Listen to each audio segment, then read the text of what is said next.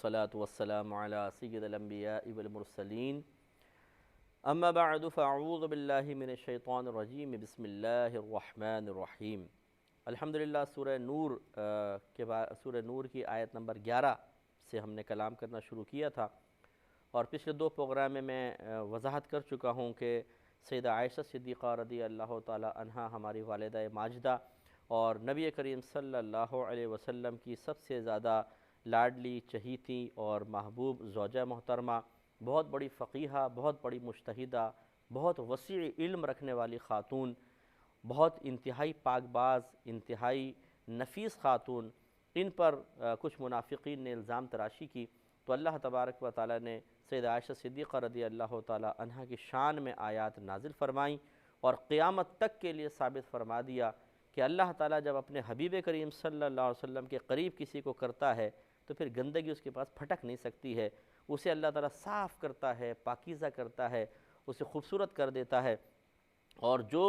معاذ اللہ ثم معاذ اللہ ان کی طرف انگلی اٹھائے، انہیں بری نگاہ سے دیکھے، ان کے اوپر الزام تراشی لگانے کی کوشش کرے، اس کے باطن کے اندر خرابی ہوتی ہے۔ نبی کریم صلی اللہ علیہ وسلم کے قریب کوئی ایسی چیز نہیں رہی جو خراب ہو۔ اگر انسان عقل سے ہی سوچ لے تو اس کو بالکل واضح ہو جائے گا کہ اللہ تعالیٰ نے اپنے حبیب کو پاکیزہ رکھا، اور جو آپ کے اطراف میں تھے انہیں بھی یقیناً اللہ تعالیٰ نے سب سے اچھی چیزیں اپنے حبیب کریم صلی اللہ علیہ وسلم کو عطا فرمائیں۔ تو یہ کیسے ہو سکتا ہے کہ رحمت کونین صلی اللہ علیہ وسلم سے جیسی حسین و جمیل شخصیت، بزرگ شخصیت ہو، اور پھر انسان کہ خدا نخواستہ کسی گندگی کی طرف مائل ہو؟ یہ تو عقل میں آنے والی بات ہی نہیں ہے۔ تو لہٰذا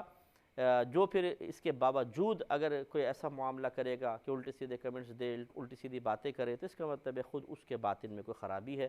تو ہمارے نبی کریم صلی اللہ علیہ وسلم کی ان محترمہ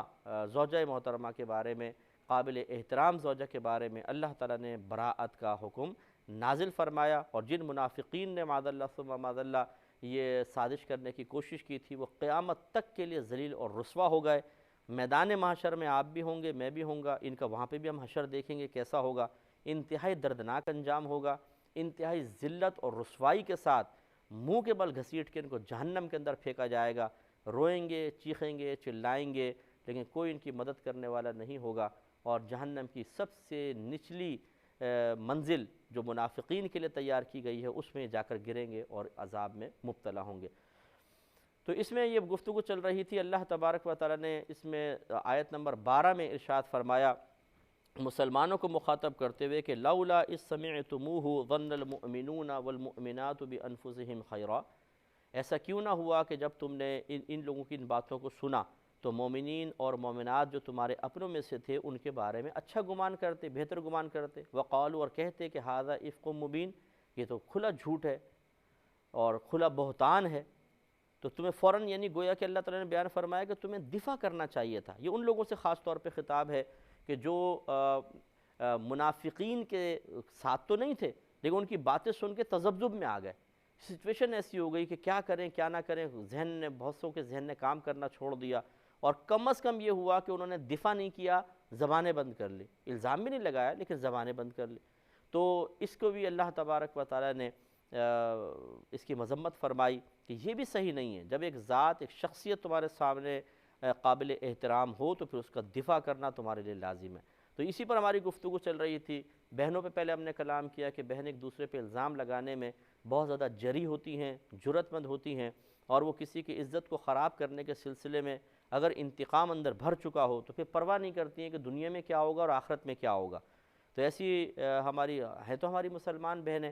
اس لحاظ سے ہمیں بھی ان کا ادب ہے، احترام ہے۔ ہم نہیں چاہتے کہ ہماری کوئی مسلمان بہن معاذ اللہ میدان محشر میں ذلیل رسوا ہو کر جہنم میں ڈالی جائے، بلکہ ہم چاہتے ہیں کہ اور اگر ایسا ہوگا بھی تو ہمارے نبی کریم صلی اللہ علیہ وسلم کے قلب انور کو بھی تکلیف ہوگی، رنجیدگی ہوگی، کیونکہ آپ اپنی امت سے، اپنے سمجھ لیں جیسے اولاد سے محبت ہوتی ہے، اپنی امت سے ایسے نبی محبت فرماتے ہیں، اور ہمارے سرکار صلی اللہ علیہ وسلم تو رحمت للعالمین ہیں۔ تو اس لیے ہم بہنوں کی خدمت میں عرض کرتے ہیں، کوئی بہن برا بھی نہ مانے کہ جی ہمیں شاید ایسا کہہ رہے ہیں اور برا بھلا کہہ رہے ہیں۔ برا بھلا کہنا مقصد نہیں ہے، بلکہ احساس و شعور کی بیداری مقصود ہے۔ اگر دنیا میں یہ احساس و شعور بیدار ہو جاتا ہے تو انسان ایسے عملی قدم اٹھانے میں کامیاب ہو جاتا ہے کہ میدان محشر میں ذلیل اور رسوا نہ ہو۔ تو اس لیے ہم نے گزارش کی تھی کہ کسی بہن نے کسی پر الزام لگایا ہو تو ان سے معافی مانگیں، اگر معاف کر دیں تو بہت اچھی بات ہے، نہ کریں تو آپ نے ایک اپنا کردار ادا کر دیا۔ ان کے لیے استغفار کریں، ان کے لیے سال ثواب کا اہتمام کرتے رہیں، ان کے لیے دعائیں مغفرت کرتے رہیں، اور پھر انشاءاللہ امید رکھیں بلکہ یقین رکھیں کہ میدان معاشر میں اللہ تعالیٰ ان کو آپ سے راضی کر دے گا۔ لیکن اگر یہاں پر ہم نے کہا کہ جی ہم تو ہیں بڑے باپ والے، اونچی ناک والے، ہم کیوں جا کر کسی سے معافی مانگیں، دیکھی جائے گی میدان معاشر میں، تو وہاں پر یہ جو بہت آسانی سے ہم کہہ دیتے ہیں نا دیکھی جائے گی، یہ وہی کہے گا جس نے واقعی کبھی اپنے اللہ تبارک و تعالیٰ اور اس کے رسول کریم صلی اللہ علیہ وسلم کی مستقبل کے اور قیامت کے سلسلے میں غیبی خبروں پر غور و تفکر نہیں کیا، نہ اس کو کامل یقین حاصل ہے۔ یہ میں بالکل دعوے سے کہتا ہوں، اور میں اکثر سمجھاتا بھی ہوں کہ اگر بالفرض ہماری گورنمنٹ اور ہمارا ہر نیوز چینل ایک بریکنگ نیوز چلائے ہر 2 منٹ بعد کہ آج رات 3 بجے خطرناک قسم کا زلزلہ آئے گا، جو بلڈنگیں گر جائیں گی، جو اندر ہوں گے دب جائیں گے، اس لیے آپ میدانوں میں نکل آئیں، روڈوں پہ نکل آئیں، اور یہ ہر 2 منٹ بعد، ہر سیکنڈ، چند سیکنڈ کے بعد چلتی رہے، آپ دیانتداری سے بتائیں کوئی مسلمان، کوئی پاکستانی اپنی کسی گھر کے اندر کسی بلڈنگ میں رہے گا؟ باہر ہوں گے سارے۔ کیوں؟ اس لیے کہ آپ کو یقین کامل حاصل ہو گیا۔ یقین کامل انسان کو عمل پر ابھارتا ہے۔ ہم اگر میدان محشر میں ہونے والے حساب و کتاب کا، وہاں کی ذلت و رسوائی اور اللہ تعالیٰ کی گرفت کا کامل یقین رکھتے تو کبھی بھی یہاں کے معاملات کو آخرت کی طرف لے جانے کی کوشش نہ کرتے، بلکہ حضرت عمر فاروق رضی اللہ تعالی عنہ کے اس فرمان عالی شان کو ہمیشہ اپنے پیش نظر رکھ کر عملی کوششیں کرتے رہتے کہ آپ نے شاید فرمایا کہ اے لوگو، اس سے پہلے کہ میدان محشر میں تمہارا حساب و کتاب ہو، تم دنیا میں اپنا حساب و کتاب کر لو۔ اللہ تعالیٰ مجھے بھی توفیق عطا فرمائے، میں بھی بہت گناہ گار ہوں، اللہ تعالیٰ مجھے معاف فرمائے، اور آپ کو بھی اللہ تعالیٰ توفیق عطا فرمائے کہ دنیا میں ہم اپنا حساب و کتاب کر لیں۔ اسی طرح میں بھائیوں کے بارے میں عرض کر رہا تھا، مرد حضرات کے بارے میں، کہ ہم بھی ایک دوسرے پہ الزام لگانے میں بہت جری ہیں۔ کوئی فیکٹری میں ہے، کوئی کسی ادارے سے وابستہ ہوتا ہے، اسکول کالجز کے اندر ہم نے دیکھا ہے ایک دوسرے پہ بہت جری ہوتے ہیں الزام لگانے پر، فوراً اتنا خراب قسم کے الزام لگا دیں گے کہ اس کا نہ سر ہے نہ پیر ہے، بس ایک دم الزام لگا دیں گے، اور یہ نہیں سوچتے کہ ہم کیا کر رہے ہیں۔ تو میں نے پچھلے پروگرام میں لاسٹ میں آپ کو عرض کیا تھا کہ ہمارے نبی کریم صلی اللہ علیہ وسلم نے اگر کسی مسلمان بھائی نے گناہ کیا بھی ہو اور لوگوں کو نہیں پتہ، صرف آپ اس پر مطلع ہو گئے، تو اس کا بھی پردہ رکھنے کا حکم دیا ہے کہ اس کو کسی کے سامنے ظاہر نہ کرو، بلکہ نبی کریم صلی اللہ علیہ وسلم نے ارشاد فرمایا کہ اگر کسی نے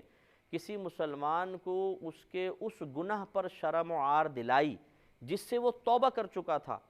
تو اللہ تعالیٰ خود اس شرم و عار دلانے والے کو اس گناہ میں مبتلا کر دے گا، چاہے وہ گھر کی 4 دیواری کے اندر ہی کیوں نہ ہو۔ تو مجھے بڑا افسوس ہوتا ہے، بہت صدمہ ہوتا ہے اس وقت، خاص طور پہ جب ہمارا دیندار طبقہ یہ حرکتیں کر رہا ہوتا ہے، عالم کہلانے والے، بعض اوقات حافظ صاحب کہلانے والے، قاری صاحب کہلانے والے، یہ بھی اس میں پیش ہوتے اتنے یعنی دردناک صورتحال ہم نے دیکھی ہے کہ جب ایک داڑھی والا، ایک اپنے ساتھ اس قسم کے القابات رکھنے والا ایک محفل میں بیٹھ کر تیسرے پہ الزام تراشیاں کر رہا ہوتا ہے،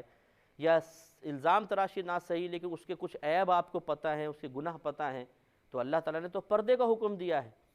لیکن وہ نامعلوم کس جذبہ انتقام کو ٹھنڈا کرنا چاہتے ہیں، کون سی اندر کی بھڑاس ہے، حسد کی بھڑاس ہے، یا ان کے اندر نامعلوم کیا آگ جل رہی ہے جس کو ٹھنڈا کرنے کے لیے وہ اس کے وہ عیب ظاہر کرنے کی کوشش کرتے ہیں لوگوں کے سامنے، تاکہ سب کو پتہ چل جائے کہ وہ ماضی میں کیا تھا اور کیسا تھا، اور اس میں اکثر کامیاب انسان نہیں ہوتا ہے، کسی کو کیا پرواہ کس نے کیا کیا تھا، آپ 10 سال پرانی باتیں بتا رہے ہیں، 20 سال، وقتی طور پہ لوگ غور سے اچھا ایسا ہوا تھا، اچھا یہ امید تو نہیں تھی کہ ایسا ہوگا، تو ہم وقتی طور پہ سمجھتے ہیں کہ جی ہم نے فتح حاصل کر لی ہے اور سامنے والے کی عزت اس کے دل سے نکال دی ہے، لیکن یہ نہیں سوچتے کہ جب اللہ تعالیٰ کسی کی عزت کسی کے دل میں ڈالتا ہے اور آپ اسے نکالنے کی کوشش کر رہے ہیں، تو آپ کس کا مقابلہ کر رہے ہیں؟ اللہ تعالیٰ کا، کیونکہ اللہ تعالیٰ نے عزت ڈالی ہے اور آپ نکالنا چاہ رہے ہیں، تو آپ تو براہ راست اللہ تعالیٰ کے مقابل آ گئے۔ لیکن صحیح بات یہ ہے کہ جب حماقت انسان کے اوپر طاری ہو جاتی ہے اور اس قسم کے شیطان اور نفس کے چنگل میں انسان پھنس جاتا ہے، تو پھر اسے شعور حاصل نہیں ہوتا میں کیا کر رہا ہوں۔ اس قسم کے لوگ ہمیں بھی اپنی زندگی میں بہت ملے ہیں، ہمیں کوشش کرنی چاہیے ایسے مرد حضرات کو بھی، کسی پہ الزام لگایا ہے، کسی کا گناہ ظاہر کر دیا ہے، اس سے معافی مانگنا واجب ہے، معافی مانگیں، اور اللہ کی بارگاہ میں توبہ کریں۔ اور یہ الزام تراشی جو ہے، الزام کا مطلب یہ ہوتا ہے کہ جو کوئی معاملہ ایک شخص نے نہیں کیا لیکن ہم اس کی طرف منسوب کر دیں، کوئی برائی اس نے نہیں کی لیکن ہم اس کی طرف منسوب کر دیں، یہ ہے الزام اور بہتان۔ جیسے ایک آدمی نے چوری نہیں کی اور ہم کہیں کہ میں جانتا ہوں تم کتنے چوری کرتے ہو، ارے بھائی،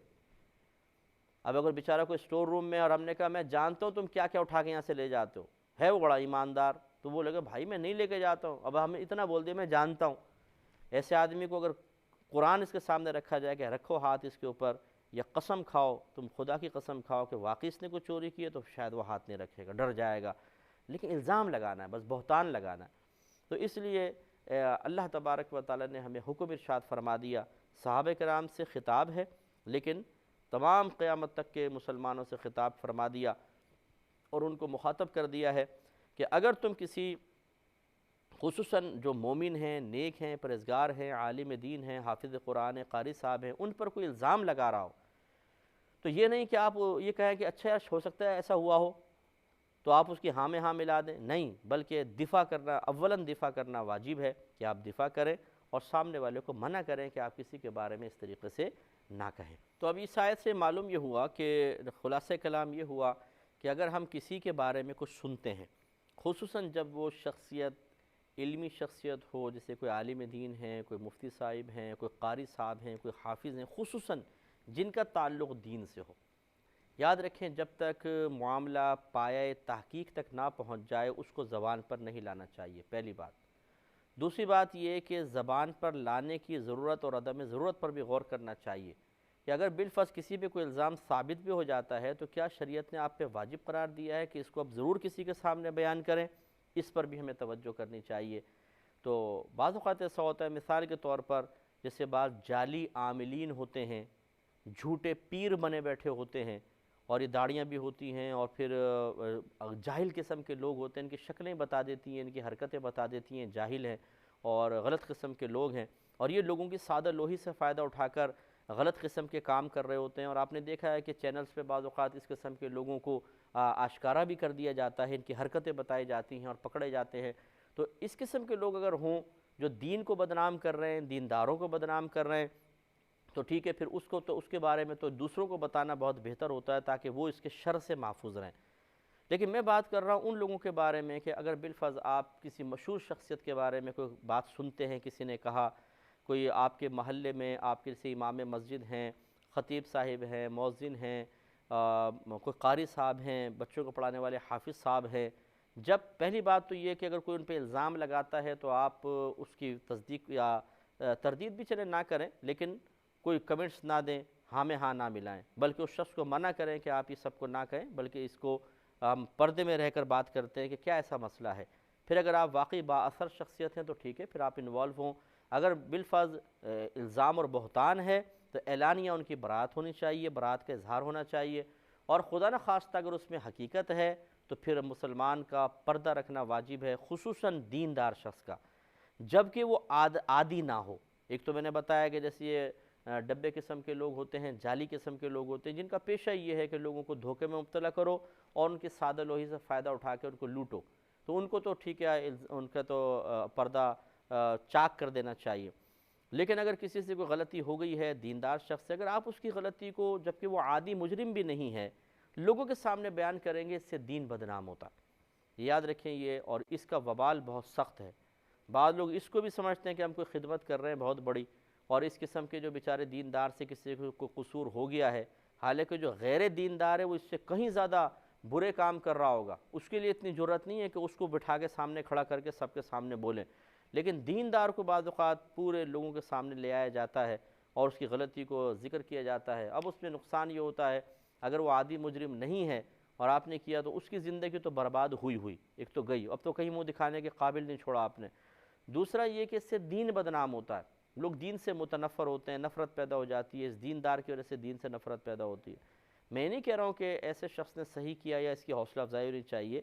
لیکن ہمیں تمام پہلوؤں پر غور و تفکر کرنا انتہائی ضروری ہے۔ اور تیسری بات یہ کہ اگر کوئی کسی آپ با اثر شخصیت نہیں ہیں اور اس معاملے کو سولو نہیں کر سکتے ہیں اور اس قسم کے معاملات کا کوئی حل نہیں نکال سکتے ہیں، تو پھر آپ اس سے دور رہیں۔ بعض اوقات ہمیں مطلب اور کوئی کام تو ہوتا نہیں ہے، تو جیسے کوئی چٹکلا سنتے ہیں، اچھا یا چلو یار ہم بھی سنتے ہیں، پھر وہ پیچھے لگ جائیں گے، ساتھ سن رہے ہوں گے کان لگا لگا کے کیا ہو رہا ہے کیا نہیں ہو رہا۔ ارے بھائی چھوڑ دیجئے، خواہ بدگمانی پیدا ہوگی، آپ زبانی یا قلبی غیبت میں مبتلا ہو جائیں گے۔ چھوڑ دیجئے ان چیزوں کا، آپ کا ہیڈک تو نہیں ہے۔ اگر کوئی اس پہ تحقیق کر رہا ہے، اس کو اس کے حال پہ چھوڑیں، آپ اپنا کام کریں۔ اسی کو اللہ تعالیٰ نے بیان فرمایا کہ جب انہوں نے اس طرح کی بات کہی تھی اور تم نے اس کو سنا تھا، تو پھر ایسا کیوں نہ ہوا کہ تم نے اپنوں کے بارے میں حسن ظن قائم کیا ہو اور اچھا ہی گمان کرتے۔ تو یہ ہم پہ واجب ہے، اور حدیث میں بھی ہے، نبی کریم صلی اللہ علیہ وسلم ارشاد فرماتے ہیں کہ ظن المؤمنین خیرا، مومنوں سے اچھا گمان کرو، ہمیشہ مومن سے اچھا گمان رکھو۔ اگر کوئی اس طرح کا معاملہ کر بھی رہا ہے کہ الزام تراشی کر رہا ہے، تو آپ اس کو ایک دفعہ ہوشیار کریں کہ آپ کے زبان سے نکلنے والے الفاظ کرامن کاتبین لکھ رہے ہیں، اور میدان معاشر میں اس شخص کو آپ کے سامنے کھڑا کیا جائے گا، تو پھر سوچ لیجئے گا، اگر آپ نے خدا نخواستہ کوئی غلط الزام لگا دیا تو پھر میدان معاشر میں جواب دے ہوں گے۔ تو آپ کے دو جملے ہو سکتا ہے اس کو محتاط کر دیں اور وہ شیطان کا معاون نہ بن سکے۔ اس پہ توجہ کریں۔ آگے اللہ تعالیٰ نے فرمایا کہ لولا جاءوا علیہ باربعۃ شہداء،